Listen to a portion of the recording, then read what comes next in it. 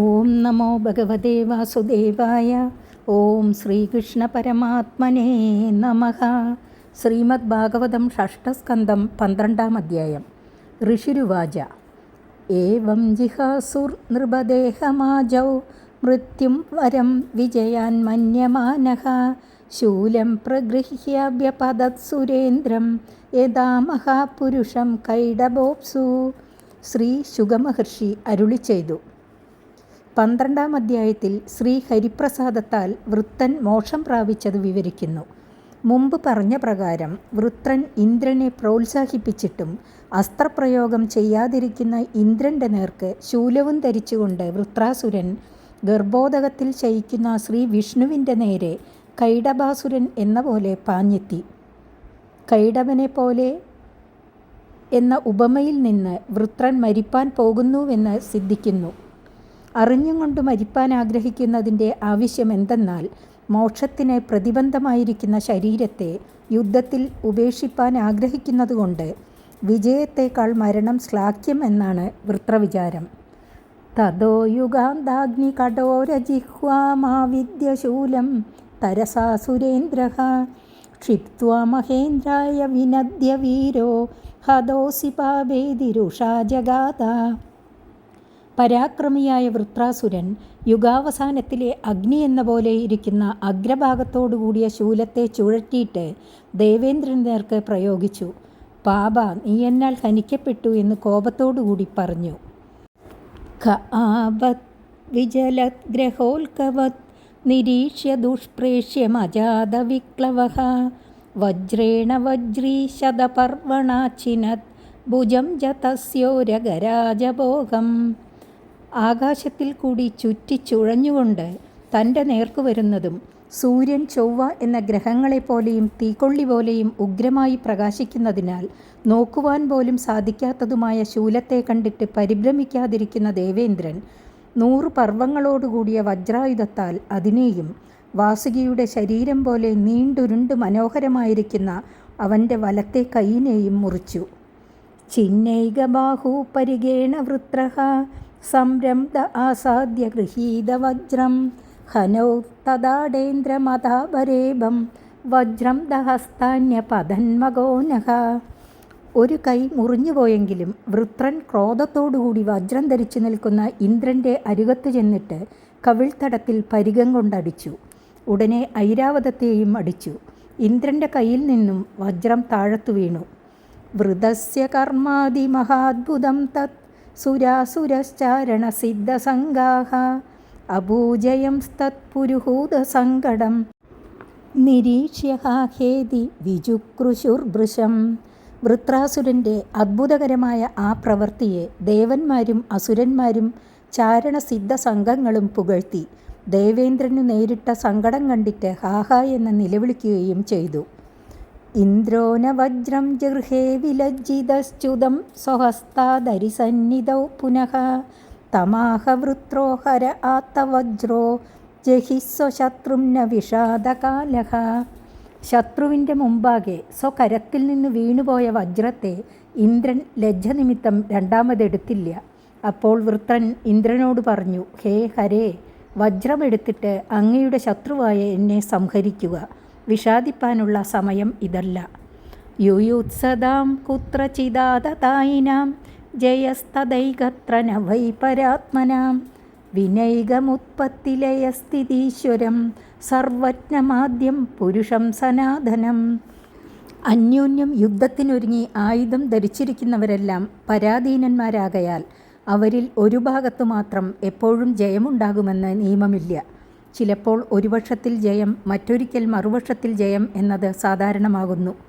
എല്ലാം അറിഞ്ഞും എല്ലാറ്റിനും നിമിത്തോപാദന കാരണമായും അന്തര്യാമിയായും നാശരഹിതനായും സർവ്വലോകങ്ങളെയും സൃഷ്ടിച്ച് സംരക്ഷിച്ച് സംഹരിക്കുന്ന പ്രഭുവുമായിരിക്കുന്ന ഏകനായ ഈശ്വരനു മാത്രമേ എല്ലായ്പ്പോഴും ജയമുള്ളൂ. ഈശ്വരൻ സ്വതന്ത്രനായതുകൊണ്ട് ഒരു കാലത്തും അപജയമില്ല. അതിനാൽ പരാജയം പറ്റിയല്ലോ എന്നോർത്ത് വിഷാദിക്കേണ്ട. ലോകാസപാലായസ്യമേ ശ്വസന്തി വിവശാവശേ ദ്യുജാ ഇവ ശിജാബദ്ധാഃ സകാലൈഹ കാരണം. വലയിൽ അകപ്പെട്ടിരിക്കുന്ന പക്ഷികളെന്ന പോലെ രക്ഷിതാക്കന്മാരായ ദേവന്മാരോടുകൂടിയ ഈ 14 ലോകങ്ങളിലുള്ളവരും യാതൊരുവൻ്റെ അധീനത്തിൽ അകപ്പെട്ടിരിക്കുന്നതിനാൽ അസ്വതന്ത്രന്മാരായിട്ട് വ്യാപരിക്കുന്നുവോ, കാലസ്വരൂപനായ ആ ഈശ്വരനാണ് ജയാപജയങ്ങൾക്ക് കാരണം. ഓജസ്സഹോബലം പ്രാണമമൃതം മൃത്യുമേവ ച തമജ്ഞായ ജനോ ഹേതു ആത്മാനം മന്യതേ ജഡം. ജയാപജയത്തിന് ഓരോരുത്തരുടെ ശരീരശക്തി മുതലായതല്ലയോ കാരണം? ഈശ്വരനെ കാരണമായിട്ട് പറയുന്നതിൽ അർത്ഥമുണ്ടോ എന്ന് ശങ്കിക്കേണ്ട. ഇന്ദ്രിയശക്തി, മനഃശക്തി, ദേഹശക്തി, പ്രവൃത്തി സാമർഥ്യം, ജീവിതം, മരണം എന്നിവയെല്ലാമായിരിക്കുന്നത് സർവേശ്വരനാണെന്നറിയാതെ മൂഢജനം അസ്വതന്ത്രമായ സ്വശരീരമാണ് ജയാപജയ കാരണം എന്ന് വിചാരിക്കുന്നത് മോഹവിലാസമാകുന്നു. യഥാ ദാരുമയീ നാരി യഥാ യന്ത്രമയോ മൃഗഃ ഏവം ഭൂതാനി മഗവൻ ഈശതന്ത്രാണി വിദ്ധി ഭോഃ. മരപ്പാവ പോലെയും കൃത്രിമ മൃഗം പോലെയും പരതന്ത്രമാണ്, ഈശ്വരവിധേയമാണ് സർവപ്രാണികളും എന്ന് ഹേ ഇന്ദ്ര അങ്ങു ധരിച്ചാലും. പുരുഷപ്രകൃതിർവ്യക്തമാത്മാ ഭൂതേന്ദ്രിയാശയാഃ ശക്നുവന്ത്യസ്യ സർഗാദൗ ന വിനായദനുഗ്രഹാത്. ജയാപജയങ്ങൾ ശരീരികളുടെ ഉത്പത്ത്യാദികൾക്ക് കാരണമായിരിക്കുന്ന പ്രകൃത്യാദികളെ ആശ്രയിച്ചിരിക്കുമെന്ന് പറയുന്നതല്ലേ വളരെ നല്ലത്. ഈശ്വരാധീനമെന്ന് എന്തിനു പറയുന്നു എന്ന് ശങ്കിക്കേണ്ട. പ്രകൃതിയെ അധിവസിക്കുന്ന പുരുഷൻ, പുരുഷാധിഷ്ഠാനമായ പ്രകൃതി, മഹത്തത്വം, അഹങ്കാരതത്വം, ആകാശാദി ഭൂതങ്ങൾ, ചക്ഷുരാദികളായ ഇന്ദ്രിയങ്ങൾ, മനസ്സ്, ബുദ്ധി, ചിത്തം എന്നിവയ്ക്കൊന്നിനും ഈശ്വരൻ്റെ അനുഗ്രഹം കൂടാതെ ലോകത്തെ സൃഷ്ടിച്ച് നിലനിർത്തി സംഹരിക്കുന്നതിന് സാമർഥ്യമില്ല. അതിനാൽ സർവത്തിനും കാരണഭൂതൻ ഈശ്വരനാണെന്ന് നിശ്ചയിച്ചു കൊള്ളുക. അവിദ്വാനവമാത്മാനം മന്യതേ നീശമീശ്വരം ഭൂതൈ സൃജതി ഭൂതാനി ഗ്രസതേ താനി തൈ സ്വയം.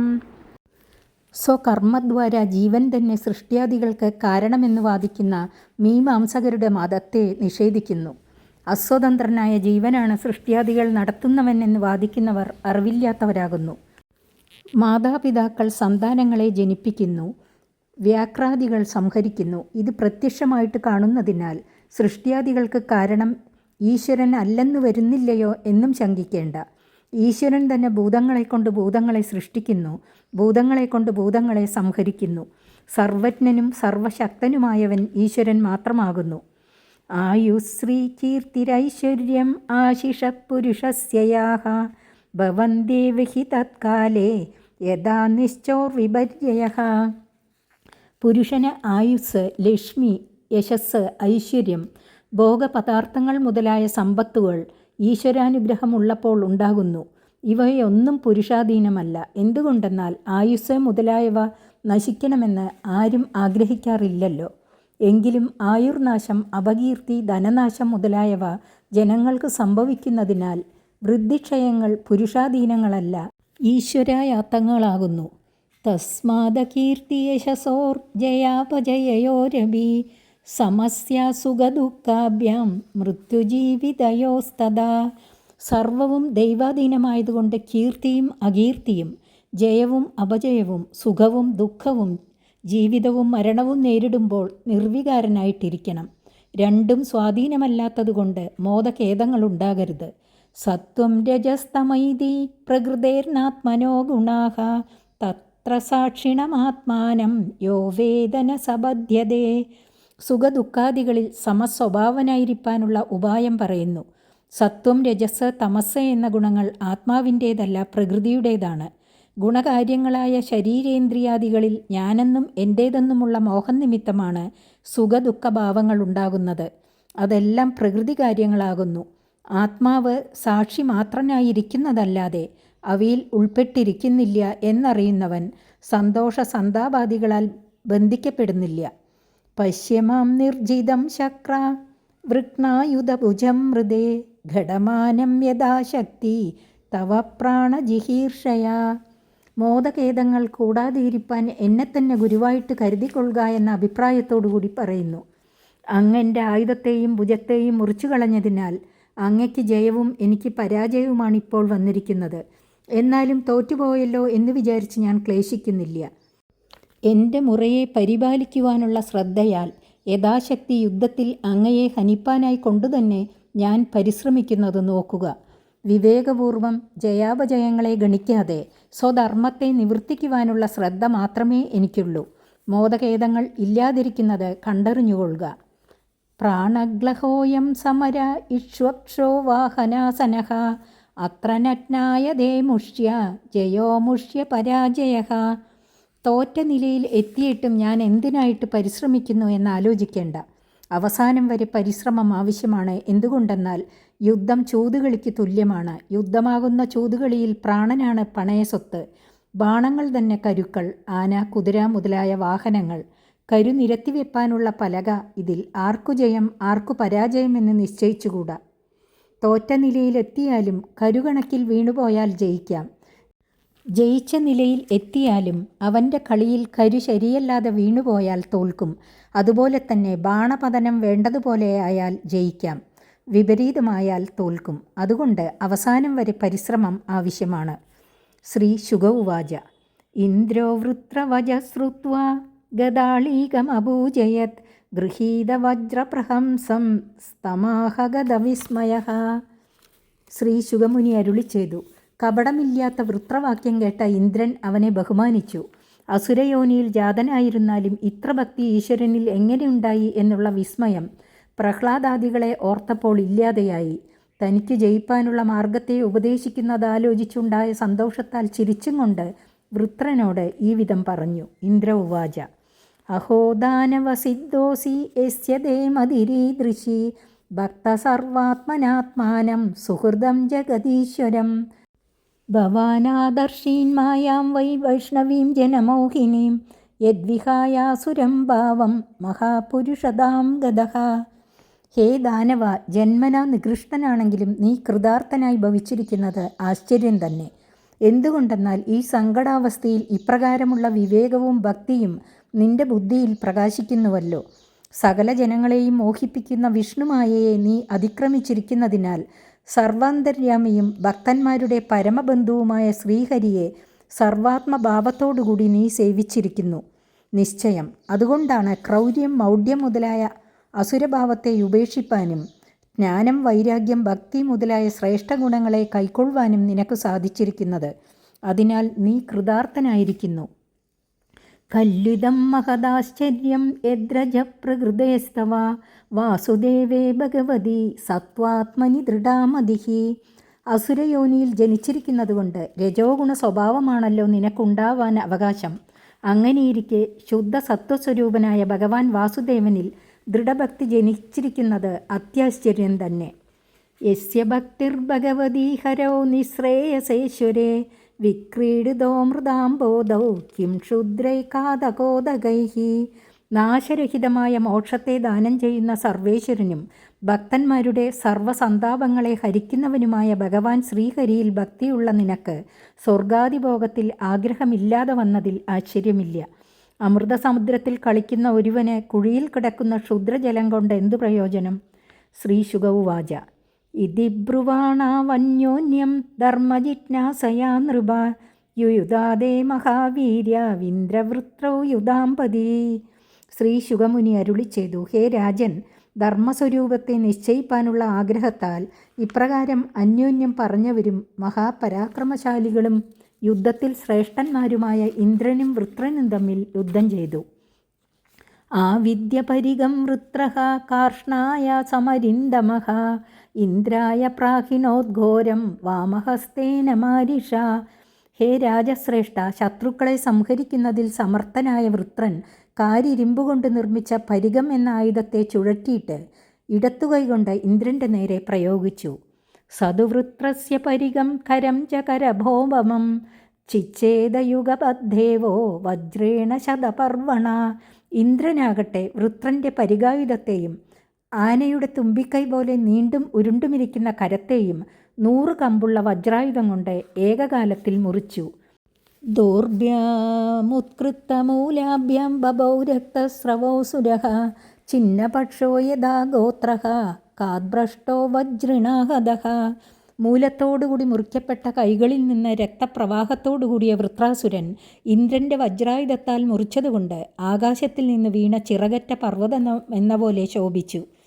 കൃത്വാധരാം ഹനും ഭൂമൗ ദൈത്യോ ദിവ്യുത്തരാം ഹനും നഭോ ഗംഭീരവക്ത്രേണ ലേലിഹോൽഭണജിഹ്വയാ ദംഷ്ട്രാഭികാലകൽപാഭിർഗ്രസന്നിവ ജഗത്രയം അതിമാത്രമഹാകായ ആക്ഷിംസ്തരസാ ഗിരീൻ ഗിരിരാട്പാദചാരീവ പദ്ഭ്യാം നിർജരയൻ മഹീം ജഗ്രാസസമാസാദ്യ വജ്രിണം സഹവാഹനം.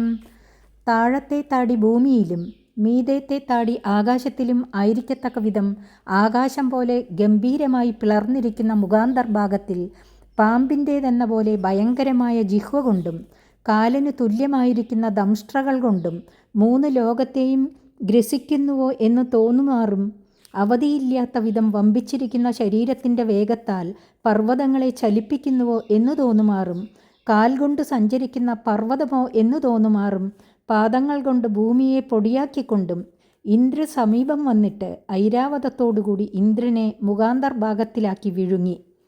മഹാപ്രാണോ മഹാവീര്യോ മഹാസർപ്പ ഇവ ദ്വിജം വൃത്രഗ്രസ്തം തമാലക്ഷ്യ സപ്രജാപതയസുരാഹ ഹാ കഷ്ടമിതി നിർവിണ്ണ ചുക്രുഷു സമഹർഷയഃ നിഗീർണോപ്യസുരേന്ദ്രേണ നമമാരോധരം ഗതഃ മഹാപുരുഷസന്നദ്ധോ യോഗമായ ബലേന ച.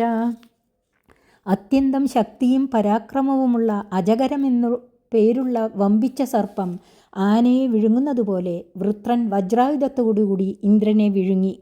മരീച്യാദി പ്രജാപതികളോടും നാരദാദി മഹർഷികളോടും കൂടിയ ദേവന്മാർ വൃത്രൻ ഇന്ദ്രനെ വിഴുങ്ങിയത് കണ്ടിട്ട് കഷ്ടം കഷ്ടമെന്ന് മുറവിളിക്കൂട്ടി. നാരായണ കവചത്താൽ സംരക്ഷിക്കപ്പെട്ടതുകൊണ്ടും സ്വതേയുള്ള യോഗമായ ബലം കൊണ്ടും വൃത്രാസുരൻ്റെ ഉദരത്തിൽ പ്രവേശിച്ചിരുന്നാലും ഇന്ദ്രൻ മരിച്ചില്ല. ഭിത്വാ വജ്രേണ തത്കുക്ഷീം നിഷ്ക്രമ്യ ബലവിദ്വിഭുഃ ഉച്ചകർത്ത ശിരശത്രോർ ഗിരിശൃംഗമിവൗജസ. ഭഗവാന്റെ അനുഗ്രഹം നിമിത്തം സമർത്ഥനായിരിക്കുന്ന ഇന്ദ്രൻ വജ്രം കൊണ്ട് വൃത്രാസുരൻ്റെ കുക്ഷി പിളർന്ന് പുറത്തേക്ക് വന്നിട്ട് പർവ്വതത്തിൻ്റെ കൊടുമുടി എന്ന പോലെ അവൻ്റെ ശിരസിനെ ശക്തിയോടുകൂടി മുറിച്ചു.